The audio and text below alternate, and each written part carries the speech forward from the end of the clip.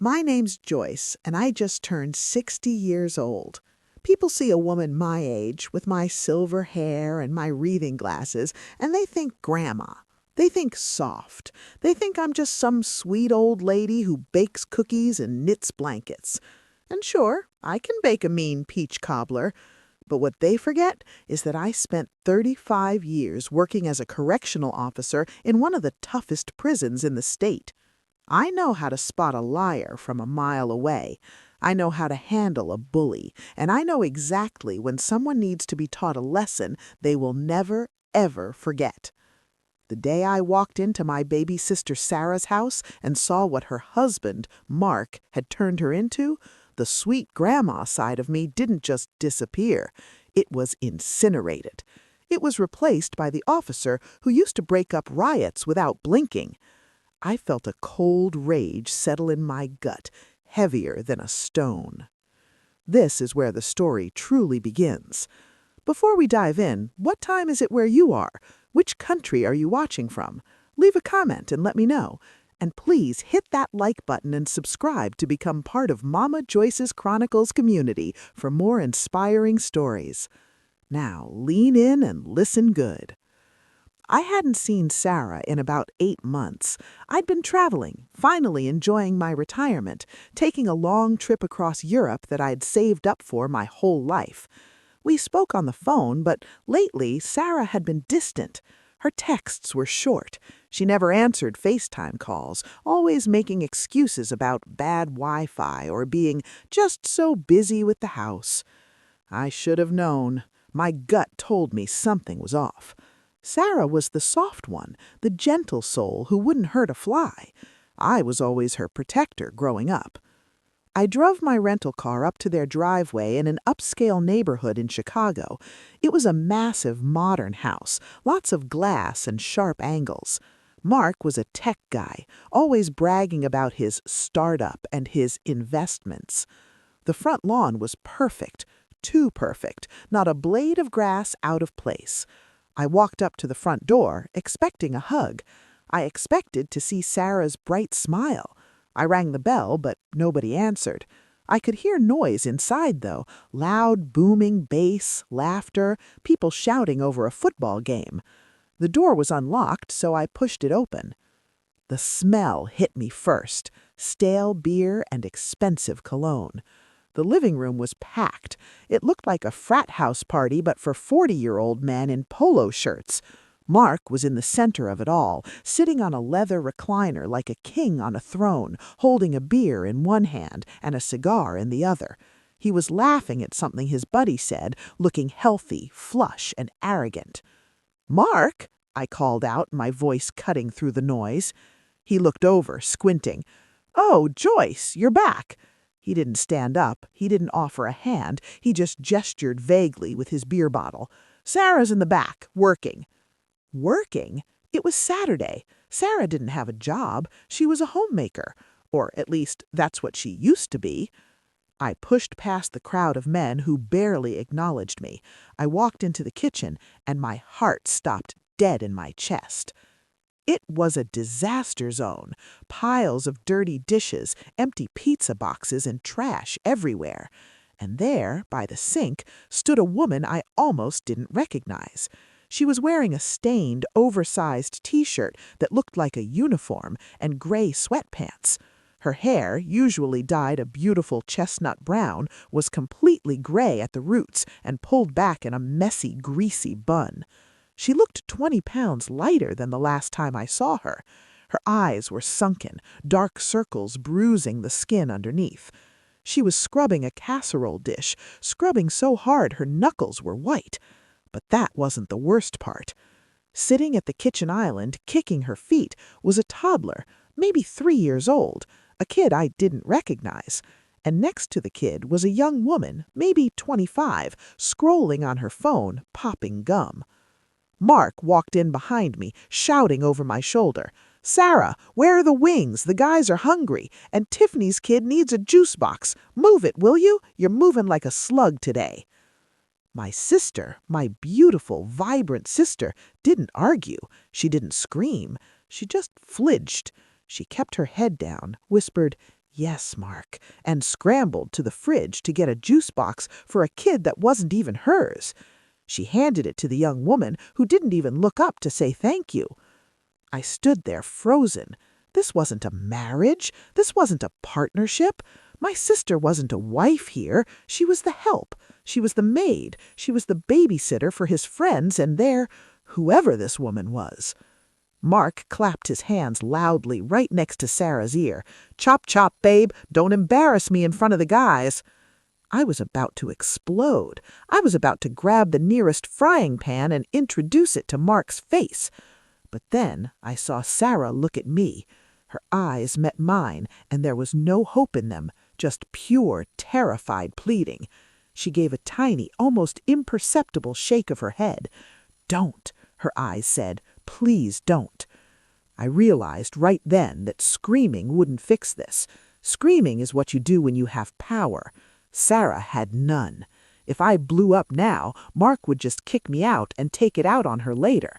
I needed to be smarter. I needed to be the officer who planned a shakedown. So I swallowed my rage. I forced a smile that felt like broken glass in my mouth. I said, "Hey, sis," my voice trembling just a little. "It looks like you've got your hands full." But as I walked towards her, I noticed something else. A piece of paper taped to the refrigerator door, right at eye level. It wasn't a drawing or a grocery list. It was a schedule, a timesheet with strict rules listed in bold black marker. And when I read the first line, my blood didn't just boil, it froze into ice. I leaned in closer to the fridge, my reading glasses sliding down my nose. I had to blink twice to make sure I wasn't hallucinating. The header read, "Employee Performance and Penalties." Employee? This was his wife. I read down the list, and my stomach twisted into a knot. 6 a.m., coffee service, must be hot. Penalty for cold coffee, $10 deduction.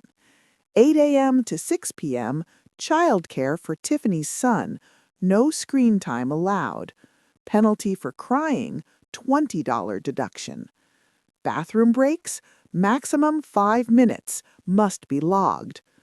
Talking to guests unless spoken to, $50 fine. "Sarah," I whispered, my voice thick with horror. "What in God's name is this?" Sarah rushed over, her hands shaking, and tried to cover the paper with her body. She wouldn't meet my eyes. It's just a system, Joyce. Mark says I have trouble focusing. He says I need structure or I get lazy. It helps me earn my keep." "Earn your keep?" I grabbed her shoulders. They felt bony, fragile. "You own half this house. You put the down payment on this place with the inheritance Mom left us." "Shh!" She looked toward the living room, eyes wide with panic. "Please, don't say that. Mark says that money is gone. Bad investments. He says we're lucky he lets me stay here considering how much I cost him." Before I could answer, the young woman, Tiffany, snapped her gum again. "Hey!" she called out, not even looking up from her phone. "Benton spilled his juice. You need to clean it up before it gets sticky. Mark hates sticky floors." Sarah didn't hesitate. She didn't tell the girl to clean it up herself. She grabbed a rag and practically ran to the other side of the island, dropping to her knees to wipe the floor. I watched my sister, 55 years old, crawling on the expensive tile while a girl half her age ignored her. The officer in me was taking notes. Subject is compliant through fear. Authority figure uses financial coercion. Third-party enabler present. Mark strolled back into the kitchen, swinging his empty beer bottle. He walked right past Sarah, stepping over her legs like she was a piece of furniture. He came up to me, flashing a bright, fake smile. "So, Joyce," he said, leaning against the counter, "staying for dinner? Sarah's making wings. Well, if she ever finishes wiping the floor." I looked at him. I looked at his $200 haircut and his designer watch. "I'm surprised you have her working so hard, Mark. Where's the cleaning lady you guys used to have?" Mark laughed, a short, sharp bark. Budget cuts, Joyce. Inflation, you know. Besides, Sarah likes it, gives her a sense of purpose. She was getting a little dotty, sitting around all day. This keeps her sharp. He took a bite of a pepperoni slice from a box on the counter. Actually, Tiffany here is helping us out. She's renting the guest suite. Tiffany pays a little rent. Everyone wins. Tiffany smirked. Mark's a genius with finances. He's teaching me how to invest. I looked between them, the smug husband, the entitled tenant, and the wife on her knees. I knew exactly what this was. I'd seen it in domestic disputes 1,000 times. He was replacing her. But he wasn't just leaving her, he was using her to fund his new life, while breaking her spirit so she wouldn't fight back. I need to use the restroom, I said abruptly.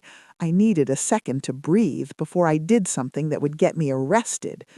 Down the hall, first door on the left, Mark said, checking his watch. Make it quick, though. I think Sarah needs help with the wings.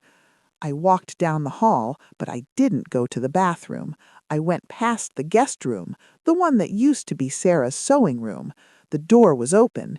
Inside, I saw pink luggage, perfume bottles covering the dresser. Tiffany's room. It was luxurious, filled with light. Then I walked to the master bedroom at the end of the hall. I turned the handle. Locked. That was odd. Sarah never locked doors. I kept walking, checking the other rooms. The office? Locked. The gym? Locked. I circled back to the kitchen, confusion swirling in my head. "Sarah," I asked, trying to keep my voice casual as she pulled a tray of wings from the oven, "I wanted to put my coat on your bed, but the master door is locked." Mark answered for her. He didn't even look up from his phone. "Oh, Sarah doesn't sleep in the master anymore. She snores, messes with my sleep schedule. I need my rest for work." "So, where does she sleep?" I asked. The air in the kitchen suddenly felt very thin. Sarah froze. The tray of wings rattled in her hands. Mark gestured vaguely toward the back of the kitchen, near the pantry. "We set up a little efficiency space for her. It's cozy, less to clean." I walked toward the pantry door. I thought he meant the small guest room off the laundry area, but when I opened the door, I wasn't looking at a room. I was looking at the actual pantry. It was a walk-in closet, essentially. Shelves of canned goods lined the walls, and on the floor, squeezed between a 50-pound bag of dog food and a stack of paper towels, was a thin yellow foam mattress. No frame, no box spring, just a piece of foam on the cold linoleum. There was a single thin blanket and a pillow that looked like it had been chewed by a dog. A small battery-operated lantern sat on a crate because there was no outlet for a lamp. Taped to the wall above the mattress was a photo of our parents, the only personal item in the entire space. I stood there staring at that dog bed of a sleeping arrangement. My sister, who had worked for 30 years as a nurse, who had paid for this house, was sleeping on the floor of a pantry like an unwanted animal. I felt a hand on my arm. It was Sarah. She was shaking so hard her teeth were chattering. "It's okay, Joyce," she whispered, tears finally spilling over. "It's warm in here because of the water heater. I don't mind, really." I turned to look at her, and that's when I saw it. The neck of her t-shirt had slipped to the side. There, right on her collarbone, was a bruise. Not a fresh one. It was old, yellow and green, the shape of a thumb. Mark wasn't just emotionally destroying her, he was putting his hands on her. I gently pulled her shirt back up. I didn't say a word. I couldn't. If I spoke, I would have roared. I turned around and walked back into the kitchen where Mark was popping a wing into his mouth. "Spicy," he grunted. "Not bad." He thought he was the king of the castle. He thought he had broken her completely, but he made one fatal calculation error. He forgot she had a big sister. I forced a smile onto my face, the same smile I used to give inmates right before I tossed their cells for contraband. "Mark," I said, sweetly, "these wings look delicious. You know, I was thinking, since I'm retired now, I don't have anywhere to be, why don't I stay for a few days, help Sarah out with the cleaning?" Mark looked at me, chewing slowly. He was calculating. He saw a free maid. He didn't see the wolf in Grandma's clothing. "Sure," he shrugged, "as long as you don't expect me to wait on you. You can sleep on the pull-out couch in the den, but don't get comfortable. We have a strict schedule here." "Oh, don't worry," I said, my voice dropping an octave. "I love a strict schedule." I walked over to the fridge and pretended to study the list again, but I was really looking at Mark's reflection in the stainless steel. He had no idea. He thought he'd just gained another servant, but what he had actually done was unlock the gate and let the warden in. I was going to dismantle his life brick by brick, but first I needed to know the full extent of the damage. And what I found later that night, hidden inside a cereal box in Sarah's pantry prison, would make that bruise on her neck look like a mercy. The house finally went quiet around 2 a.m. Up until then, I had to listen to the thumping bass of music coming from the master suite, my sister's bedroom, occupied by her husband and his tenant. Every laugh I heard from upstairs felt like a slap in the face. I lay on the lumpy pull-out couch in the den, staring at the ceiling, waiting. In prison, you learn that the night tells you everything you need to know about a place. You hear the creaks, the whispers, the secrets that daylight hides. When the music finally stopped, I slipped out from under the blanket. I didn't turn on a light.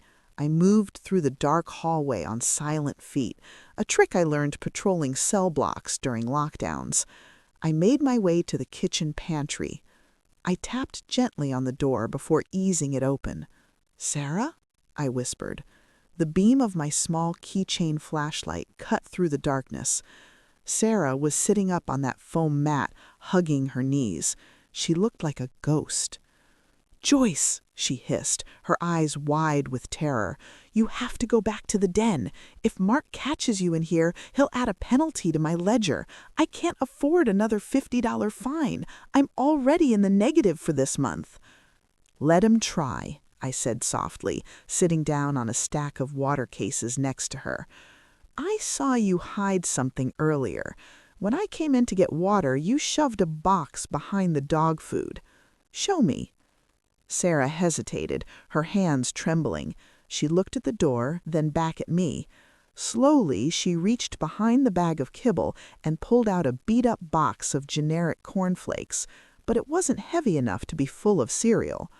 She opened the top and pulled out a spiral-bound notebook and a Ziploc bag full of orange prescription bottles.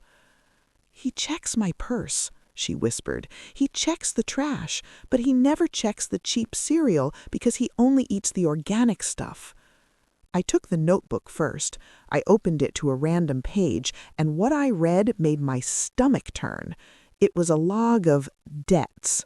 October 12th, broken plate, $400 replacement fee.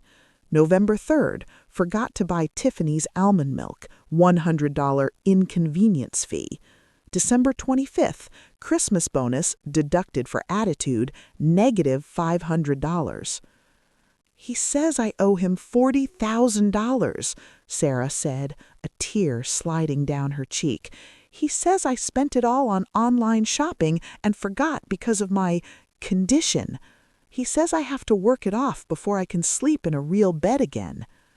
"Sarah," I said firmly, grabbing her hand, "you don't have a condition. You've never had memory problems in your life. You were the head nurse at St. Mary's for 2 decades. "I do," she insisted, her voice rising in panic. "I get so confused, Joyce. I lose time. I get dizzy. Sometimes I can't even remember my own name. Mark takes such good care of me. He gives me my medicine every night to help with the fog." "Medicine?" I looked at the Ziploc bag. "What medicine?" "Vitamins," she said, "and something for anxiety. Mark has a friend who's a doctor. He prescribes them." I took the bag. I shined my light on the orange bottles. The labels were peeled off. No pharmacy name, no patient name, just handwritten instructions in black marker, AM dose and PM dose. I opened the PM bottle and shook a pill into my hand. It was a small blue oval with a specific imprint on it. Sarah watched me. "He says they're holistic supplements to help me sleep." I stared at that blue pill. I knew exactly what it was. I'd seen inmates trade these for cigarettes. I'd seen what happened when someone took too many. "Sarah," I said, my voice shaking with suppressed rage, "this isn't a vitamin. This is a powerful sedative, and looking at the dosage, he's giving you enough to knock out a horse." "No," she shook her head. "Mark wouldn't—" I cut her off. "He's drugging you. He's keeping you in a chemical fog so you can't think straight, so you believe his lies about the money, so you don't fight back when he treats you like a slave." Suddenly, the kitchen lights blazed on. We both froze. I shoved the notebook and the pills under the blanket instantly. The pantry door was ripped open. Mark stood there, shirtless, wearing silk pajama pants. He looked enormous in the doorway, his face twisted in a sneer. He wasn't looking at me, he was looking at Sarah. "I heard whispering," he growled. "Rule number 4, Sarah. No noise after 10 p.m. You know I have sensitive ears." Sarah scrambled backward, pressing herself against the wall. "I'm sorry, Mark. Joyce was lost. She was looking for a glass of water." Mark looked at me, his eyes cold and dead. "Is that right, Joyce? You get lost in a 10-foot hallway?" I stood up, squaring my shoulders. I didn't flinch. "Just looking for a snack, Mark. Sarah was helping me." Mark stepped into the tiny pantry. He loomed over Sarah, sucking the air out of the room. He reached out and grabbed a handful of her hair, gently at first, then twisting just enough to make her wince. "You're costing me sleep, Sarah," he whispered, his voice dangerously calm. "And sleep is money. Looks like tomorrow you're on double duty. Tiffany wants her car detailed by hand before breakfast." He shoved her head back against the wall, not hard enough to knock her out, but hard enough to show he owned her. Then he turned to me. "Go to sleep, Joyce, and if I catch you wandering around my house again, you'll be sleeping on the front porch." He turned and walked away, turning off the lights, leaving us in darkness again. I sat there in the dark, listening to my sister weep quietly into her hands. I patted her back, shushing her like I used to when we were kids. But inside, I wasn't comforting her. I was planning. Mark thought he had intimidated me. He thought showing his teeth would make the old lady back down. But he didn't know what I had in my pocket. When I shoved the pills under the blanket, I had palmed one. I squeezed that little blue pill in my fist. This wasn't just domestic abuse anymore. This was illegal. This was distribution of a controlled substance. And judging by the debts in that notebook, it was fraud, too. I wasn't just going to get Sarah out of here. I was going to put Mark away. But the next morning, things went from bad to terrifying. When I walked into the kitchen, I expected to see Sarah scrubbing floors. Instead, I found her passed out cold on the tile, and Mark was standing over her with a phone in his hand, looking at me with a smile that chilled me to the bone. "Finally up, Joyce?" he said. "Pack your bags. I'm afraid Sarah has had a breakdown. I'm committing her to a facility today, and since you're family, I think you should leave before the ambulance gets here." He thought he had won. He thought he could just ship her off and erase her. He was wrong. What Mark didn't know was that I had spent the last 3 hours on the phone with some very old, very dangerous friends from my prison days. And the ambulance he called, it wasn't the only vehicle heading towards this house right now. I looked at Sarah's unconscious body on the cold tile, then at Mark, who was checking his expensive watch like he was waiting for an Uber, not an ambulance for his wife. "You poisoned her," I said, my voice low and steady. I wasn't asking, I was stating a fact. Mark laughed, shaking his head. "Don't be dramatic, Joyce. She took too many of her anxiety meds. She's an addict. That's why I have to control the finances. She spends it all on pills. I'm doing this to save her." He was smooth, I'll give him that. He lied with the ease of a career criminal. If I were anyone else, I might have believed him. But I've spent 35 years listening to inmates swear they didn't shank the guy in cell block C while holding a bloody toothbrush. "We both know that's a lie," I said, sliding my hand into my pocket and curling my fingers around that little blue pill. "And when the toxicology report comes back, it's going to show levels of sedatives that no doctor would prescribe." Mark's smile faltered for a second, just a fraction. "There won't be a report, Joyce. The facility I'm sending her to is private, very discreet. They prioritize family privacy over paperwork." A heavy knock pounded on the front door. "Ah, right on time," Mark said. "Tiffany, get the door." Tiffany, still in her silk robe, shimmied past me, smirking. "Bye-bye, Sarah," she whispered as she stepped over my sister's legs. I moved to block the path to Sarah. I planted my feet shoulder-width apart, the stance I used when I had to hold a line in the prison yard. Two men walked into the kitchen. They weren't EMTs. They were wearing dark polos and cargo pants, no medical bags, no stretcher. They looked like bouncers from a dive bar. "That her?" the bigger one grunted, nodding at Sarah. "Yeah," Mark said, pouring himself a fresh cup of coffee.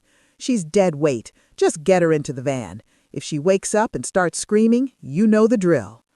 "Wait," I barked. My voice cracked like a whip. It was my command voice, the tone that can make a 250-pound felon stop in his tracks. The two goons actually paused. "You touch her," I said, staring the big one right in the eyes, "and you are kidnapping a woman against her will. I am a retired federal officer. I have already logged the license plate of the van you pulled up in. If you move her 1 inch, you're looking at 15 to 20 in a federal penitentiary." The men looked at each other. They looked at Mark. They weren't paid enough for federal charges. Mark slammed his coffee mug down, shattering it. "Ignore the old hag. She's nobody. She's a trespassing senior citizen. I have power of attorney. Get my wife out of here now." "She has a point, Mr. Stevens," the smaller guy said nervously. "We're transport, not— This looks messy." "I am paying you triple," Mark screamed, his face turning red. "Move her."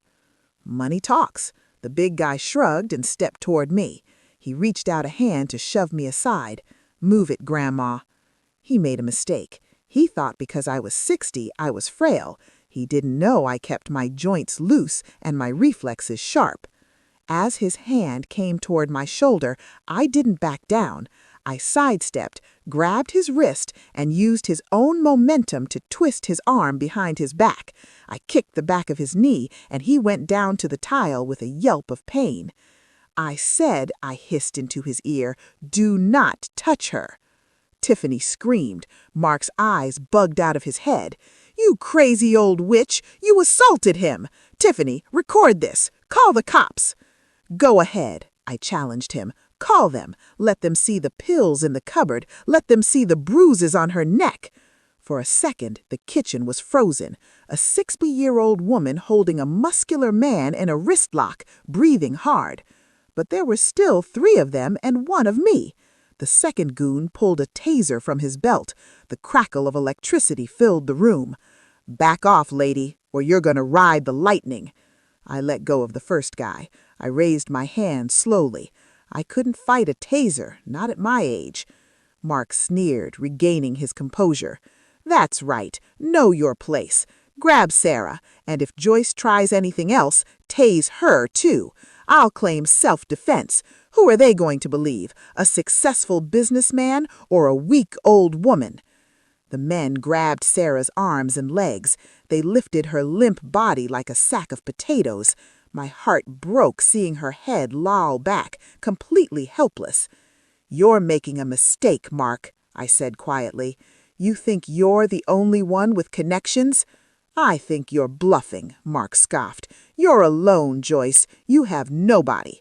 He followed the men carrying Sarah toward the front door. I followed them, my heart hammering against my ribs. I needed a miracle. They stepped out onto the pristine driveway. The black van was waiting with the back doors open. "Load her up," Mark ordered. But they couldn't, because blocking the end of the driveway was a massive rusted tow truck, and sitting on the hood of that truck, peeling an orange with a hunting knife, was a man the size of a vending machine. He had tattoos climbing up his neck and a scar running down his cheek. He looked up, saw the men holding Sarah, and hopped off the hood. 2 other bikers stepped out from behind the truck, crossing their arms. Mark stopped dead. Who is that?"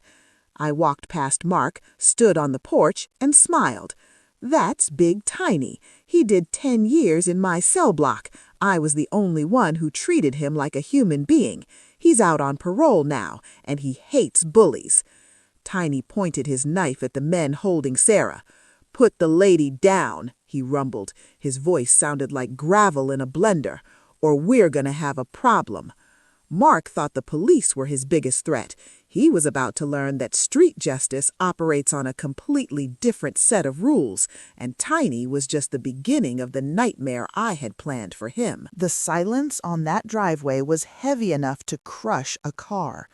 Mark looked at Big Tiny, then at the 2 bikers flanking him. He looked at the hunting knife Tiny was using to peel that orange. Then he looked back at his hired muscle, the 2 guys holding my unconscious sister. "Well," Mark shrieked, his voice cracking, "what are you waiting for? Do your jobs! Move them out of the way!" The guy holding Sarah's legs looked at Tiny, who had stopped peeling the orange and was now just staring at him. Tiny didn't blink. He just tapped the flat side of the knife against his palm. Tap, tap, tap. "Mr. Stevens," the transport guy said, his voice shaking, "we don't do gang disputes. This wasn't in the contract." "It's not a gang dispute," Mark yelled, his face turning a blotchy purple. "It's an old lady and some criminals. I'll double your fee, triple it." Tiny took 1 step forward, just one. The pavement seemed to shake. "Put her down," Tiny said. He didn't shout. He didn't have to. The 2 goons didn't even look at Mark for permission. They gently lowered Sarah onto the grass of the front lawn like she was made of glass. Then they backed away, hands up. "We're out," the big one said. They walked briskly past Mark, jumped into their black van, and peeled out of the driveway in reverse, nearly taking out the mailbox. Mark stood there alone. His chest was heaving. Tiffany was standing on the porch behind him, recording everything on her phone, but her hand was shaking so bad the video was probably unwatchable. "You're making a huge mistake, Joyce," Mark hissed, but he was backing up toward the front door.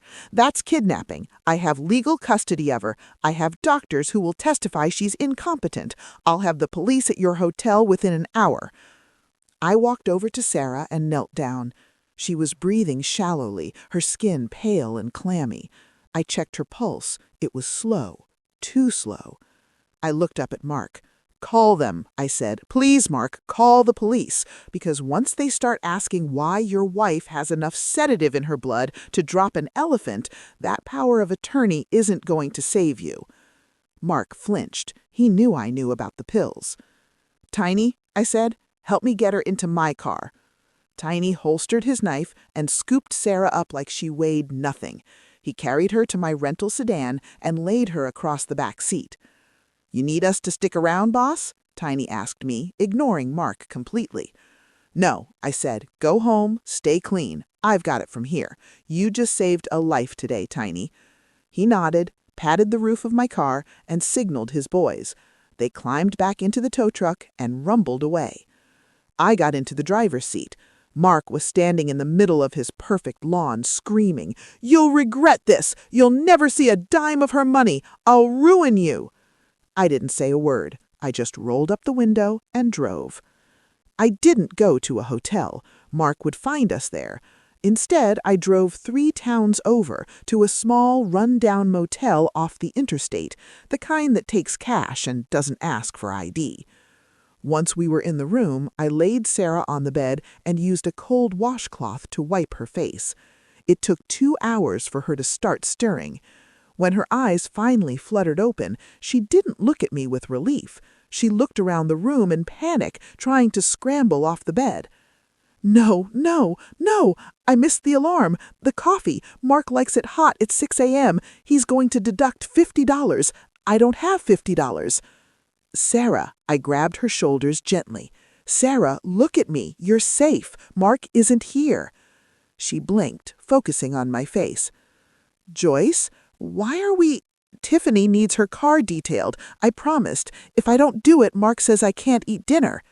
My heart shattered. He had conditioned her like a dog. Even half-conscious, her first thought was obedience.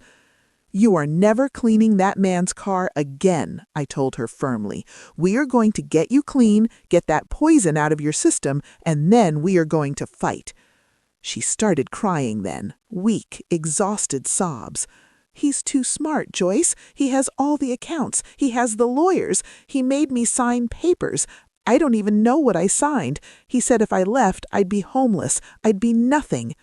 "You have me," I said, "and I'm nothing." But as I sat there watching my sister sleep, a cold realization washed over me. Mark was right about one thing. He did have the legal papers. He had the money. He had the house. Right now, on paper, I was just a kidnapper running off with a mentally incompetent woman. If I wanted to win, I couldn't just run. I had to go on the offensive. I needed to prove the fraud. I needed to prove the abuse. I dug into my pocket and pulled out the only evidence I had, one single blue pill. It wasn't enough, not to overturn a power of attorney, not to put a wealthy white-collar criminal behind bars. I needed the ledger. I needed the fake prescription bottles, but they were back in the house, probably being shredded by Mark right now. Or so I thought. Then my phone buzzed, a text message from an unknown number. I opened it, and my jaw hit the floor. It was a picture of a document, a bank transfer receipt showing $200,000 moving from Sarah's inheritance account into an offshore holding company registered to Tiffany Miller. And the text underneath read, "I hate him more than you do. Meet me at the diner on 4th Street. Come alone." I stared at the phone. It had to be a trap, it had to be. But if that document was real, it was the smoking gun I needed to bury Mark forever. I grabbed my car keys and my taser. I was walking straight into the lion's den, and I wasn't asking for permission. I left Sarah sleeping in the motel room with the door double locked and the "Do Not Disturb" sign hanging on the handle. I told the motel clerk, a tough-looking woman named Barb, that my sister was sick, and if anyone came asking for her, she should call the cops immediately. Barb took the $20 tip I slid her and nodded. "I got you, honey. Nobody gets past me." I drove to the diner on 4th Street with my heart in my throat. It was a greasy spoon joint, the kind with flickering neon signs and coffee that tastes like battery acid. Perfect for a meeting you didn't want anyone to see. I parked my car around the back, away from the streetlights. I felt the weight of my taser in my coat pocket. I wasn't walking in there as a grandmother. I was walking in as Officer Joyce, head on a swivel, assessing threats. I pushed open the door. The place was mostly empty, just a trucker eating pie at the counter and a couple arguing in a corner booth. And there, in the back booth, wearing dark sunglasses and a hoodie pulled up over her head, was the person who had sent the text. I walked over and slid into the booth opposite her. She took off the sunglasses. It was Tiffany, but the arrogance was gone. Her eyes were red and puffy, her makeup smeared. She wasn't popping gum. She was shredding a paper napkin into tiny pieces. "You came," she whispered, her voice shaking. "Give me one good reason why I shouldn't drag you to the police station right now," I said, keeping my hand on the taser in my pocket. "You watched him abuse my sister. You helped him. You mocked her while she scrubbed your floors." "I didn't know," Tiffany hissed, leaning across the table. "I swear, Joyce, Mark told me she was crazy. He told me she was violent, that the meds were the only thing keeping her from hurting herself. He told me he was only staying with her out of pity until he could get her into a specialized home." "And the money?" I asked, cold as ice. "The $200,000 transfer to your account?" Tiffany flinched. He said he needed to hide assets because Sarah was suing him. He said if I let him put the money in my name for a few weeks, he'd give me 10%. He promised we would go to Cabo next month. He said he loved me." She let out a bitter laugh, wiping her nose with her sleeve. "But he's a liar. He's a sick, twisted liar." "What changed?" I asked. "Why text me now?" Tiffany reached into her purse. I tensed up, ready to strike, but she pulled out a smartphone. Not hers, a burner phone. "He left this in his jacket pocket. He thought I was in the shower," she said. "I looked through it. There are texts, Joyce, texts to a realtor in the Cayman Islands. He bought a villa. Closing is tomorrow." She scrolled and turned the screen to me. My blood ran cold. "Flight confirmed. Mark Stevens. One way. Departure tomorrow, 6 a.m." "One ticket," Tiffany said, tears spilling over again. "Just one. He's not taking me to Cabo. He's taking Sarah's money, dumping me with the illegal bank account so I take the fall for the fraud, and disappearing." I looked at the girl. She was greedy, yes. She was foolish, but she was just another victim in Mark's game. He used Sarah for the capital, and he used Tiffany as the mule to launder it. "He's clearing out the safe tonight," Tiffany whispered. "There's a wall safe in the office behind the painting. He keeps the hard drives there, the ones with the real ledgers, the offshore access codes, the blackmail on his business partners. If he gets on that plane with those drives, Sarah's money is gone forever, and I go to prison for embezzlement." I sat back, my mind racing. Tomorrow morning. We didn't have days to build a case. We had hours. "I need those hard drives," I said. "He won't leave the house," Tiffany shook her head. "He's paranoid now. Since you took Sarah, he's got a gun on his desk. He's shredding papers. If you go back there, he'll shoot you." I looked at Tiffany. "He won't shoot you." She went pale. "No, no way. I can't go back there. He'll know." "You don't think he knows you have this phone yet, does he?" I asked. "No, he thinks he lost it in the car." Good. I leaned in, channeling every ounce of authority I had. "Listen to me, Tiffany. You have two choices. You can walk out that door, and when the feds catch up to you, and they will, you will go down for wire fraud, elder abuse, and conspiracy. That's 20 years easy. You won't survive prison, sweetheart. You're too soft." Tiffany trembled. "Or," I said, "you help me take him down. You go back in there, you play the part, you be the dumb, love-struck girlfriend one last time, and you open the back door for me." Tiffany looked at the table, then looked at me. She took a deep breath. "He keeps the key to the office around his neck. He never takes it off." "Then we have to get it off him," I said, "and I know exactly how." I grabbed the napkin she had been shredding and flattened it out. I took a pen from my purse. "We're going to run a play. It's risky, it's dangerous, but it's the only way to get Sarah's life back." I started drawing a map of the house on the napkin. "What time does he take his shower?" 9 p.m., like clockwork." "Perfect," I said. "That gives us exactly 45 minutes to set the trap." But as we stood up to leave, the diner door opened. A police officer walked in. He scanned the room, his eyes locking onto our booth instantly. My heart stopped. It was Mark's friend, the one he bragged about at poker nights, the one who made tickets disappear. He walked straight towards us, his hand resting on his belt. We were cornered. If Mark had sent his pet cop to find us, the game was rigged before we even started. But Mark forgot one thing. In prison, I learned that even the guards have secrets, and I knew exactly which skeleton was in this officer's closet. The officer, a beefy guy with a buzz cut and a name tag that read Reynolds, loomed over our booth. He placed one hand on his utility belt and the other on the table, leaning in close so the other patrons wouldn't hear. "Tiffany," he said, his voice flat. "Mark's worried sick. He says you stole his phone and took off in a panic. He wants you home, now." Tiffany shrank back against the vinyl seat, looking like a deer in headlights. I didn't steal anything. I just—" "Save it for the ride," Reynolds grunted. He looked at me, his eyes narrowing. "And you must be the crazy sister-in-law.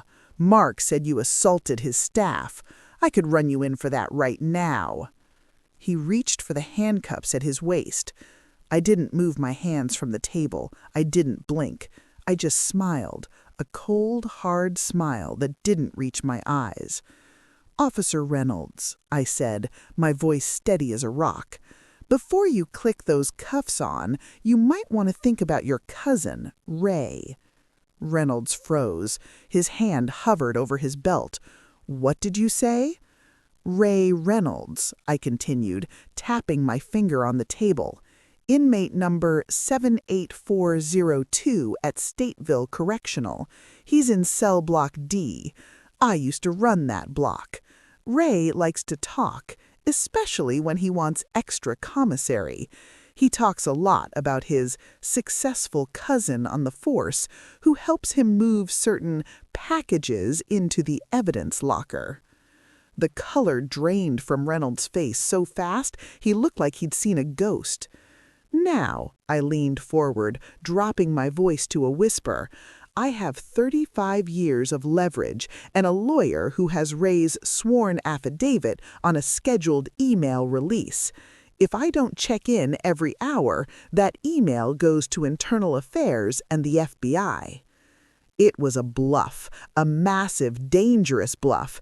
I knew Ray, sure, he was a snitch, but I didn't have an affidavit. I was betting everything on the fact that a dirty cop is always looking over his shoulder. Reynolds swallowed hard. He looked at Tiffany, then back at me. He licked his lips. "Mark said you were confused. He didn't say you were connected," I finished for him. "Go back to Mark. Tell him you couldn't find us. Tell him Tiffany dropped the phone and ran. Do that, and your secret stays in cell block D." Reynolds took a step back.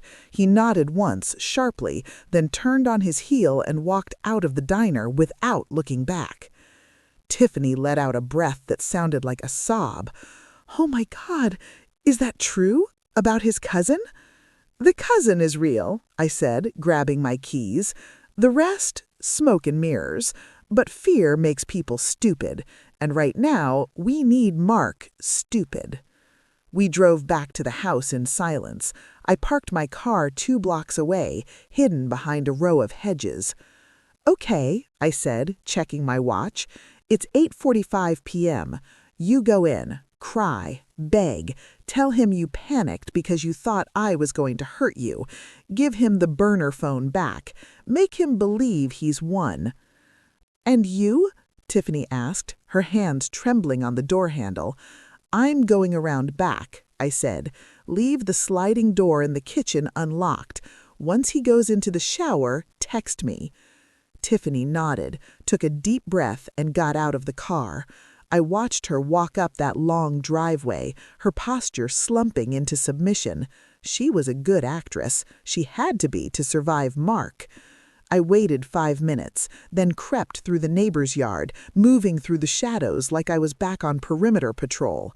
I crouched under the kitchen window, listening. I heard Mark's voice, arrogant, booming.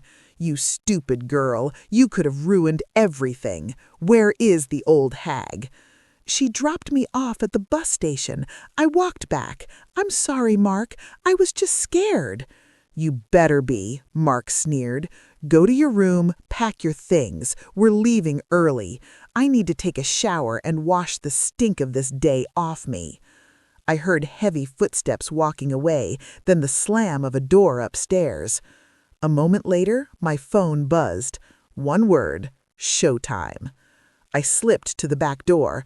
The handle turned silently. I was in. The house was quiet, but it felt heavy, like the air before a thunderstorm. I took off my shoes so I wouldn't make a sound on the hardwood floors. I crept up the stairs, avoiding the third step because I remembered from my visit yesterday that it creaked. I reached the top of the landing. I could hear the water running in the master bathroom. He was in the shower. I moved toward the office. The door was ajar. I slipped inside and closed it softly behind me. It smelled like expensive leather and stale cigar smoke. I went straight to the large oil painting of a sailboat on the far wall. Tiffany said the safe was behind it. I swung the painting aside. There it was, a digital wall safe. "Okay," I whispered. "Tiffany said the combination is Sarah's birthday, the sick narcissist." I typed in the numbers. 0412. A red light flashed. Error. My stomach dropped. He had changed it. Of course he had changed it. He was clearing out his assets. He wouldn't leave the code as something simple. I tried the date they had their anniversary. Error. I tried the date he bought the house. Error. System locked. 5-minute timeout initiated. "Damn it," I hissed. I looked around the room frantically. I needed those hard drives. Without them, it was just his word against ours. Then I saw it, on the desk, right next to a half-empty glass of scotch. The key. Tiffany said he wore it around his neck, but he must have taken it off to shower. It was a small silver key, not for the safe, but for the lockbox drawer of the desk. I grabbed the key and jammed it into the desk drawer. It clicked open. Inside, there were no hard drives, just a gun, a sleek black 9mm pistol, and next to it, a stack of passports, 3 of them, all with Mark's photo, but with different names. I reached for the passports, my hands shaking. This was proof of flight risk. This was proof of identity fraud. But before I could grab them, the floorboard behind me creaked. I froze. The shower wasn't running anymore. "Looking for something, Joyce?" I turned around slowly. Mark was standing in the doorway, wearing nothing but a towel. He wasn't wet. The shower had been a decoy. And in his hand, he wasn't holding a remote or a beer. He was holding a taser, the same one his goons had used earlier.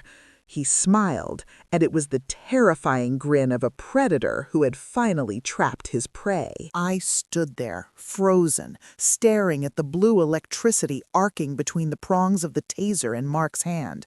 He was standing in the doorway, blocking my only exit, a towel wrapped around his waist and a look of pure, unadulterated evil on his face.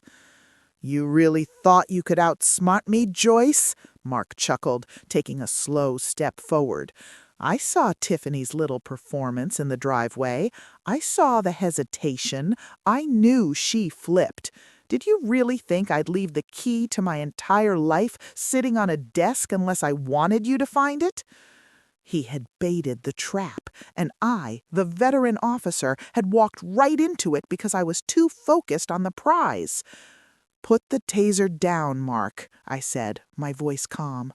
My heart was hammering a mile a minute, but I kept my hands visible. "It's over. I saw the passports. I know about the aliases. You're not a businessman. You're a con artist." I'm a survivor, Mark snapped, his cool mask slipping for a second. And you're just a trespassing old woman who broke into the wrong house. You know what the law says about intruders, Joyce? It says I have the right to defend my property. I tase you, you fall, you hit your head on the corner of the desk. Tragic accident. He lunged. He moved fast for a man in a towel, closing the distance in a split second. But he made the same mistake every punk in the prison yard made. He telegraphed the move. He led with his shoulder. I didn't try to run. I dropped. I hit the floor, rolling under his outstretched arm. The taser crackled right where my neck had been a second ago. I scrambled to my feet behind the heavy oak desk. Mark spun around, furious. "Stand still!" He came around the side of the desk. I grabbed the half-empty glass of scotch sitting on the blotter and splashed it right into his eyes. "Arr!" Mark screamed, stumbling back, pawing at his face. The alcohol burned like fire. It gave me the 2 seconds I needed. I reached into the open drawer and grabbed the black 9mm pistol. I racked the slide back. Clack, clack, a sound that stops every man in his tracks. "Drop the taser, Mark," I roared. "Drop it or you'll be leaving this room with a permanent limp." Mark blinked the scotch out of his red, tearing eyes. He looked at the gun barrel pointed squarely at his chest. He hesitated. "You won't shoot," he sneered, though his hand lowered slightly. "You're a good guy, Joyce. You follow the rules." "I'm retired," I said, cold as ice. "And right now, the only rule is survival. Drop it." The taser clattered to the floor. Mark raised his hand slowly, a smirk creeping back onto his face. Okay, you win. You got the gun. Now what? You gonna hold me here all night?" "Tiffany!" he shouted toward the hallway. "Tiffany, get in here! This maniac has a gun!" Tiffany appeared in the doorway. She looked terrified, her eyes darting between Mark and the gun in my hand. "Tiffany, baby," Mark cooed, his voice dripping with fake honey. "She's crazy. She's gonna hurt us. Grab the heavy vase from the hallway table. Hit her from behind. Do it for us, for Cabo."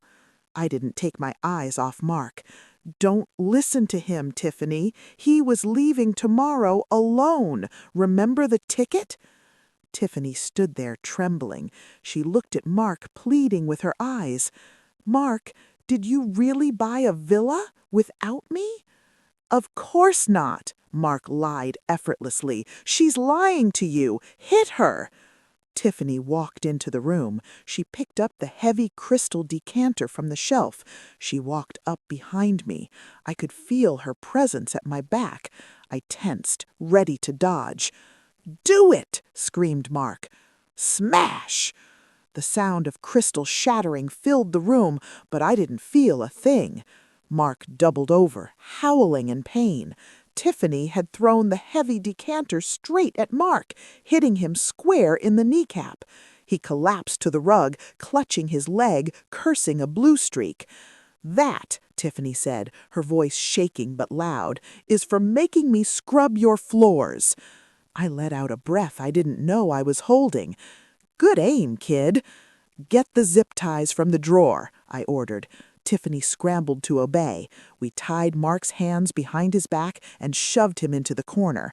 He was still spitting insults, threatening to sue us, threatening to have us killed. "Shut up," I said, turning to the safe. "Tiffany, the code. You said it was Sarah's birthday?" "He changed it, but I think I know what it is. I saw him typing it in the reflection of the window once." She walked up to the keypad. She punched in 4 numbers. 0000. The light turned green. The door clicked open. I almost laughed. The arrogant fool. He thought he was so untouchable he didn't even need a real code. We pulled the door open. Inside were stacks of cash, at least 50 grand bundled in rubber bands, hard drives, and a thick file labeled Project Widow. I opened the file. It wasn't just financial fraud. It was life insurance policies, massive ones, taken out on Sarah 3 months ago, and notes, handwritten notes about accidental overdose and cremation services. My blood ran cold. He wasn't just going to leave her, he was going to kill her. "You monster," I whispered, turning to look at Mark. Mark just grinned from the floor, sweat dripping down his face. "It's business, Joyce. She was worth more dead than alive. And guess what? So are you." Suddenly, red and blue lights flashed against the office window. Sirens wailed through the night air. "Finally," Tiffany sighed, with relief. "The police. We're safe." But Mark started laughing, a low, manic laugh that made the hair on my arms stand up. "You think those are your police," Mark wheezed. "I triggered the silent alarm with my foot before you tied me up, but I didn't route it to 911. I routed it to the private security contact on my payroll." He looked at me with dead eyes.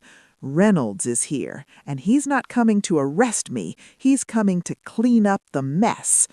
We looked out the window. It wasn't a patrol car. It was an unmarked cruiser, and stepping out of it wasn't a team of officers. It was Reynolds, holding a shotgun, and he wasn't walking like a cop coming to investigate a break-in. He was walking like a hitman coming to ensure there were no witnesses.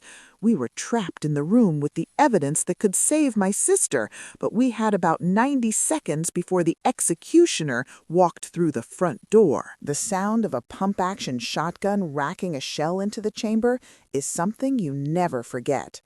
It's a loud, mechanical clack-clack that echoes deep in your bones. We heard it from the bottom of the stairs, followed by heavy boots hitting the hardwood floor.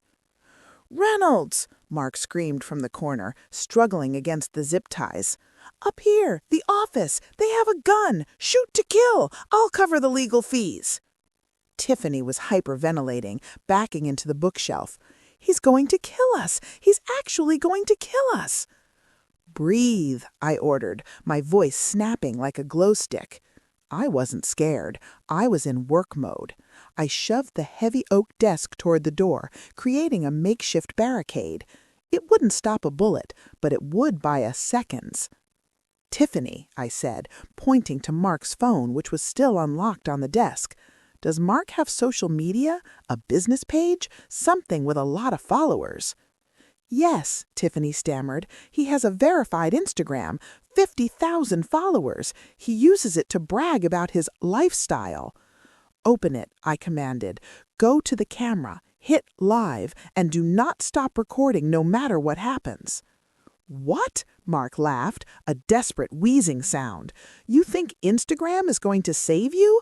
Reynolds is a professional. He'll make sure there's no phone left to find." Boom!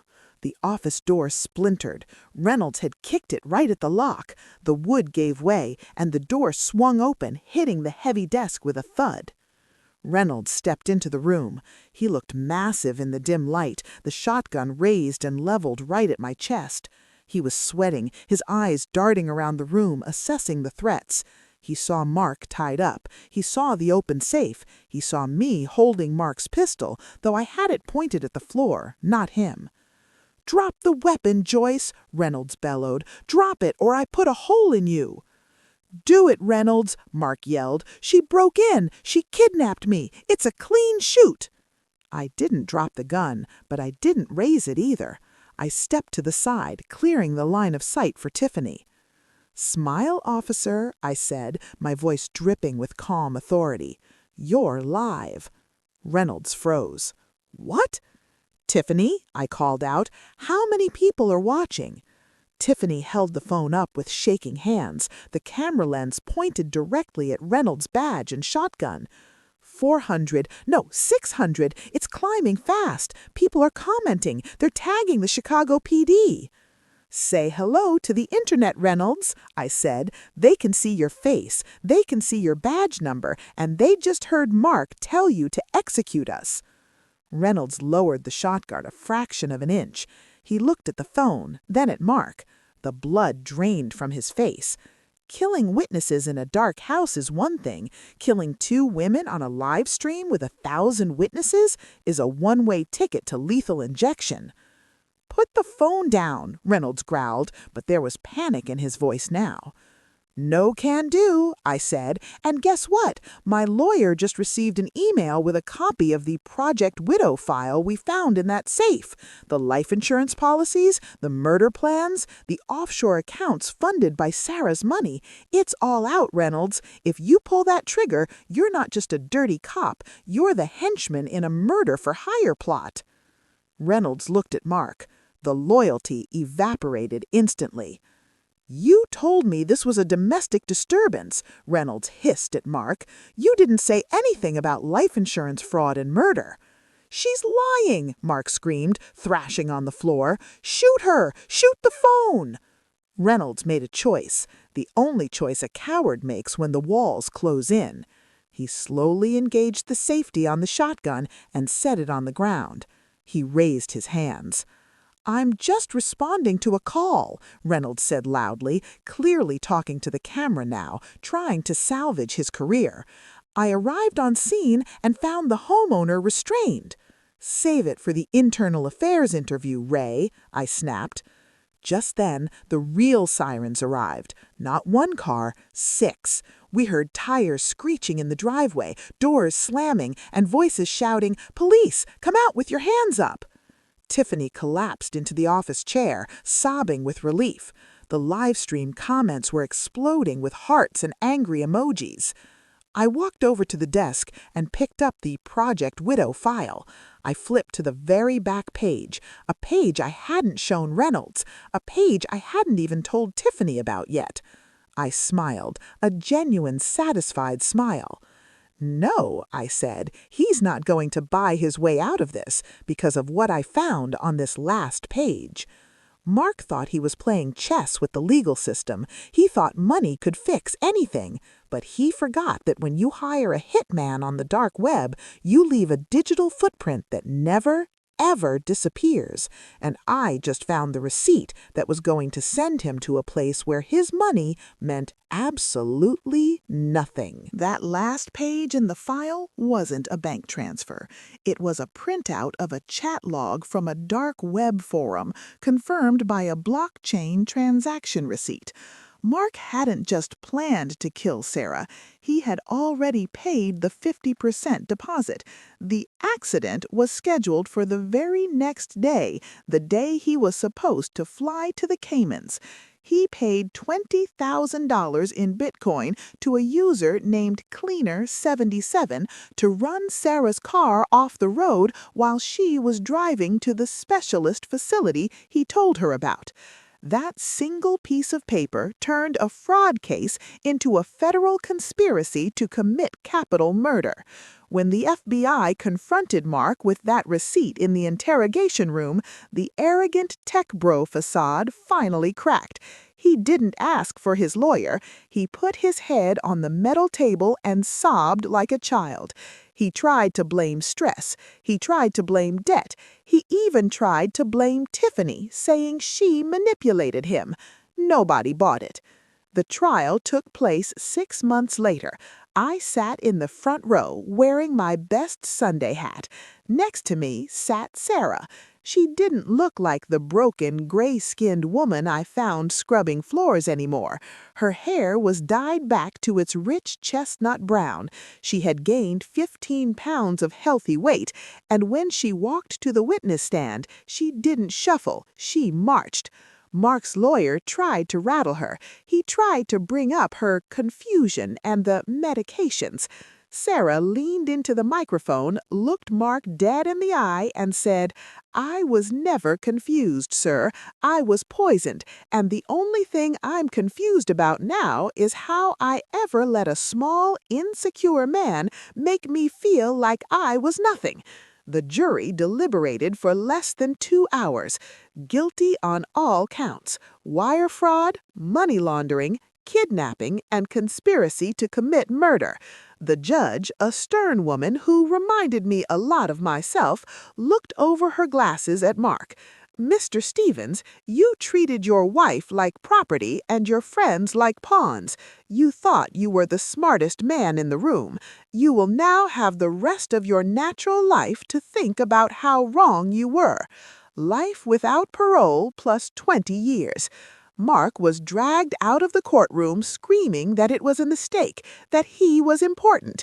The last time I saw him, he was trading his Italian suit for a jumpsuit that matched the color of the cheesy wings he used to make Sarah serve him. As for the others, Officer Reynolds, or should I say Inmate Reynolds, took a plea deal. He's currently serving 15 years in protective custody because, unsurprisingly, general population isn't very kind to dirty cops. Tiffany testified against Mark. She got probation and community service. She moved back to her parents' house in Ohio. Last I heard, she's studying to be a paralegal. She sends me a Christmas card every year. It always says the same thing. Thank you for saving me from the trip to Cabo. And Sarah, well, we sold that glass monstrosity of a house. Every penny of the equity, plus the recovered funds from Mark's offshore accounts, went back to her. But she didn't want to just retire. I spent a year feeling helpless, she told me one afternoon while we were gardening. I want to make sure no other woman feels that way. She bought a beautiful old Victorian house on the edge of town and renovated it. It's called The Sanctuary. It's a transitional home for women escaping financial abuse. Sarah teaches them how to manage their own bank accounts, how to spot the signs of control, and how to rebuild their credit. And the head of security, Big Tiny, he sits on the front porch in a rocking chair, peeling oranges with his hunting knife. He's the sweetest man you'll ever meet. But let me tell you, no angry ex-husband has ever dared to step foot on that property. As for me, I'm back to being the quiet grandmother. I bake my peach cobblers, I knit my blankets, I travel a bit. But every now and then, when I'm at the grocery store or the bank, I'll see a man talking down to his wife. I'll see him grab her arm a little too hard or check her receipts with a little too much suspicion. And I'll walk over, lower my reading glasses, and give him a smile. "Excuse me, sir," I'll say. "You might want to be careful. You never know who's watching." They usually back off. They think I'm just a nosy old lady. They have no idea that I'm the one who took down an empire with a burner phone and a glare. We are not weak, we are not invisible, and we are never, ever too old to fight back. Thank you for listening to Sarah's story. If this video fired you up, if it made you want to call your sister or your mom and tell them you love them, please hit that like button. It helps get this message out to people who might really need to hear it.